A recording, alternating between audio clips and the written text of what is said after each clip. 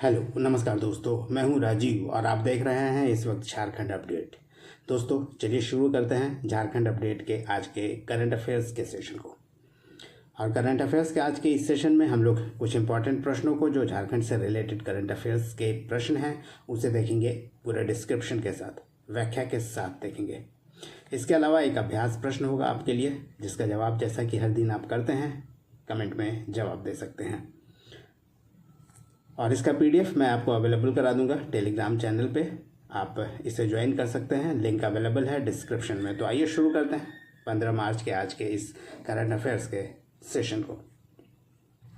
सबसे पहले देखते हैं लास्ट वीडियो के अभ्यास प्रश्न को।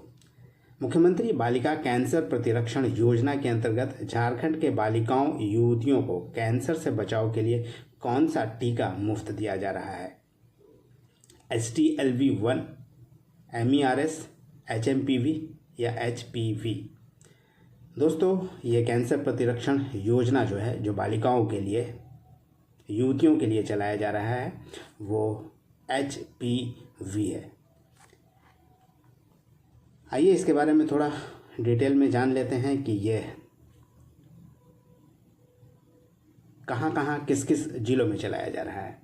आपको बता दें कि मुख्यमंत्री बालिका कैंसर प्रतिरक्षण योजना यानी chief minister girl child cancer immunisation scheme जो है, बालिकाओं को कैंसर से बचाने के लिए शुरू किया गया है। यह एक योजना है जो 9 से 25 वर्ष की बालिकाओं युवतियों के लिए, जो सर्वाइकल कैंसर और जो अन्य प्रकार के कैंसर है उससे बचाव के लिए ये टीका मुफ्त लगाया जा रहा है। और यह HPV वायरस है, यानी ह्यूमन पैपिलोमा वायरस, इसका टीका मुफ्त लगाया जा रहा है झारखंड में बालिकाओं को कैंसर से बचाव के लिए। पायलट प्रोजेक्ट के तहत 6 जिलों में शुरुआत की गई है: धनबाद, बोकारो, गिरिडीह, गोड्डा, देवघर और साहेबगंज। इसके बाद दूसरे चरण में राज्य के अन्य जिलों में भी इसकी शुरुआत की जाएगी, ये अभियान चलाया जाएगा। और झारखंड में पूरे 25 लाख बालक और युवतियों को इससे कवर करने का, यानी इम्यूनाइज करने का लक्ष्य रखा गया है। चलिए अब नए प्रश्नों को देख लेते हैं, जो झारखंड करंट अफेयर्स के नए प्रश्न हैं। उसमें पहला प्रश्न है, 15वीं हॉकी इंडिया सीनियर राष्ट्रीय महिला हॉकी चैंपियनशिप में झारखंड महिला हॉकी टीम ने किसे हराकर चैंपियनशिप जीत ली है? हरियाणा, महाराष्ट्र, बिहार या उड़ीसा? दोस्तों ये जो सीनियर राष्ट्रीय महिला हॉकी चैंपियनशिप है, यह हरियाणा में आयोजित किया जा रहा था और हरियाणा को ही हराकर झारखंड महिला हॉकी टीम जो है चैंपियन रही है इस 15वीं हॉकी इंडिया सीनियर राष्ट्रीय महिला हॉकी चैंपियनशिप में। आइए इसे थोड़ा और डिटेल में जान लेते हैं। 15वीं hockey India senior national women's hockey championship, जिसके विनर इस बार झारखंड की महिला टीम रही है और पहली बार नेशनल चैंपियन बनी है झारखंड की महिला टीम। इससे पहले आपको बता दें 2015 में उप विजेता बनी थी झारखंड महिला टीम। रनर अप रही है हरियाणा की टीम, जो कि होस्ट भी थी, मेजबान टीम भी थी। हरियाणा में ही इसका आयोजन किया जा रहा था, पंचकुला में। 12 मार्च को इसका फाइनल खेला गया था और पेनाल्टी शूट आउट में झारखंड ने 4-3 से जीत दर्ज की है।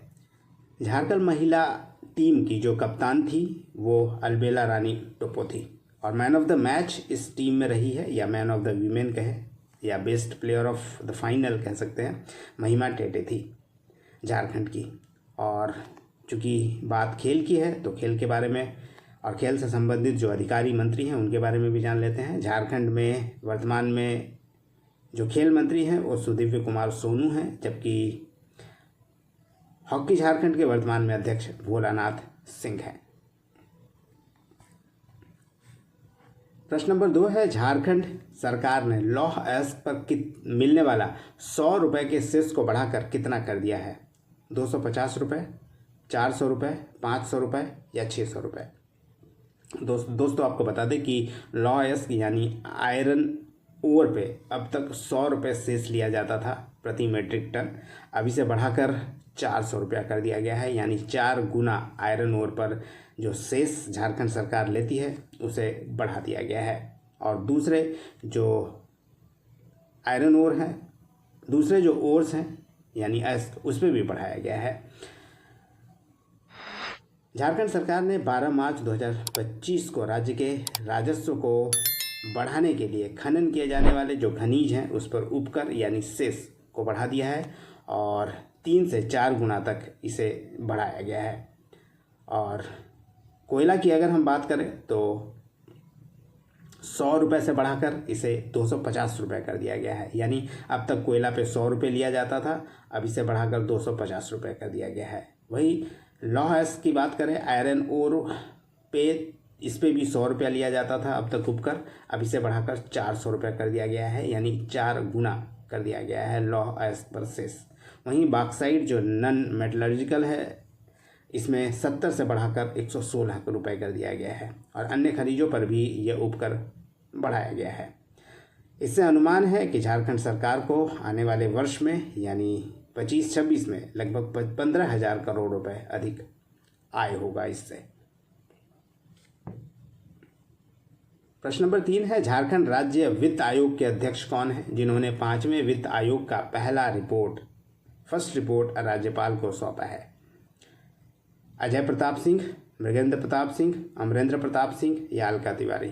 दोस्तों, वर्तमान में 5वां वित्त आयोग जो है उसके अध्यक्ष हैं AP सिंह यानी अमरेंद्र प्रताप सिंह। ऑप्शन सी इस प्रश्न का सही उत्तर होगा। आपको बता दें कि झारखंड राज्य वित्त आयोग का वर्तमान में अध्यक्ष AP सिंह यानी अमरेंद्र प्रताप सिंह हैं और इन्होंने 5वें वित्त आयोग का पहला जो प्रतिवेदन है, फर्स्ट रिपोर्ट, ये राज्यपाल को सौंपा है। ये रिकमेंडेशन और जो सजेशन दिया जाता है वित्त आयोग के द्वारा वो सौंपा गया है। और 5वें वित्त आयोग का आपको बता दें कि गठन किया गया था पिछले वर्ष यानी 23 फरवरी 2024 को और 5 वर्षों के लिए ये गठित किया जाता है। और झारखंड पंचायत राज अधिनियम के तहत प्रथम वित्त आयोग का झारखंड में जो गठन किया गया था ये भी याद रखिए 2004 में किया गया था। इसके अलावा थोड़ा वित्त आयोग क्या होता है, झारखंड राज्य वित्त आयोग क्या होता है उसके बारे में जान लेते हैं। स्टेट फाइनेंस कमीशन, खासकर हम लोग झारखंड के बारे में बात करेंगे, लेकिन स्टेट फाइनेंस कमीशन जो है ये सभी राज्यों के लिए है और हम लोग झारखंड के संदर्भ में बात करेंगे। झारखंड राज्य वित्त आयोग जो कि एक संवैधानिक निकाय है यानी कॉन्स्टिट्यूशनल बॉडी है, 73वें संविधान यानी भारतीय संविधान के 73वें संवैधानिक संशोधन अधिनियम के तहत 1992 में गठित किया गया। अनुच्छेद जो 280 है जो केंद्रीय वित्त आयोग की बात करता है, उसी के तर्ज पर 1993 से भारत के सभी राज्यों में राज्य वित्त आयोग की स्थापना की जाती है। राज्य वित्त आयोग की स्थापना का अगर उद्देश्य की बात करें तो पंचायतों को वित्तीय स्थिति को समीक्षा करना, उनकी कार्यक्षमता पर जोर देना, और कार्य की बात करें तो पंचायतों की वित्तीय स्थिति का विश्लेषण करना, सरकार और पंचायतों के बीच वित्तीय संबंधों को परिभाषित करना, ये इसका कार्य है। मूल बात दोस्तों आपको स्टेट फाइनेंस कमीशन का बता दें कि स्टेट फाइनेंस कमीशन जो पंचायती राज व्यवस्था में जो व्यवस्था होती है वित्त का, यानी पंचायत को कहाँ से पैसा आएगा, कितना सरकार देगी, इस तरह से जो टैक्सेस का कलेक्शन वगैरह होता है अलग अलग स्तर पे, उसके बारे में रिकमेंडेशन देना पड़ता है। इसके अलावा अनुच्छेद 243 की बात कर लेते हैं जो राज्य वित्त आयोग को राज्य द्वारा 5 वर्ष की अवधि के लिए नियुक्ति करने का अधिकार देता है और यह राज्यपाल को अधिकार है। राज्यपाल राज्य वित्त आयोग का गठन करते हैं यानी नियुक्त करते हैं 5 वर्षों के लिए, और अधिकतम जो इसमें सदस्य हो सकते हैं वो 4 हो सकते हैं और एक अध्यक्ष भी होता है राज्य वित्त आयोग का। प्रश्न नंबर 4 है, झारखंड के किस शैक्षणिक संस्थान को QS वर्ल्ड यूनिवर्सिटी रैंकिंग में विश्व में 20वां स्थान हासिल हुआ है? XLRI Jamshedpur, BIT Mesra, NIT Jamshedpur या इसे आदित्यपुर भी कह सकते हैं, और ISM धनबाद। दोस्तों आपको बता दें ISM धनबाद को 20वां स्थान प्राप्त हुआ है पूरे विश्व में। ये माइनिंग के संबंध में है यानी ऑप्शन डी इसका सही उत्तर है।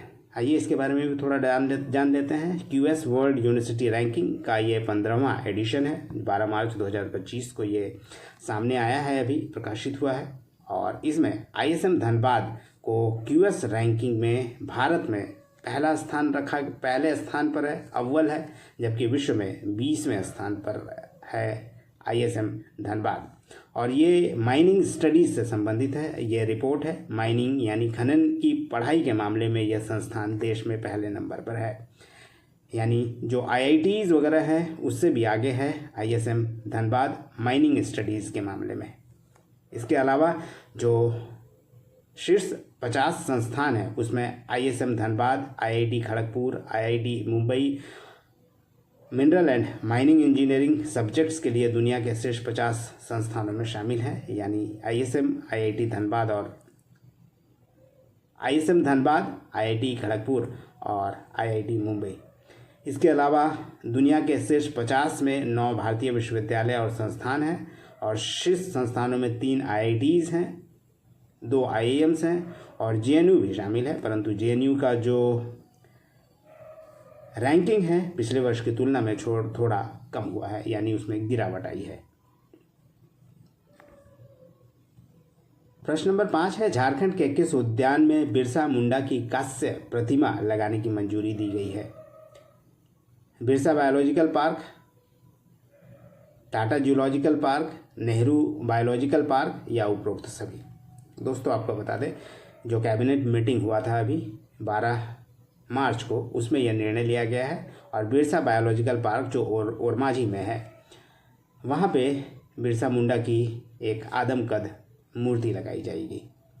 आपको बता दें कि बिरसा जैविक उद्यान जो कि ओरमांझी में है, यहाँ बिरसा मुंडा की 9 फीट ऊंची कांस्य की आदमकद प्रतिमा लगाने का फैसला किया गया है। इस पर लगभग 25 लाख रुपए खर्च आएगा।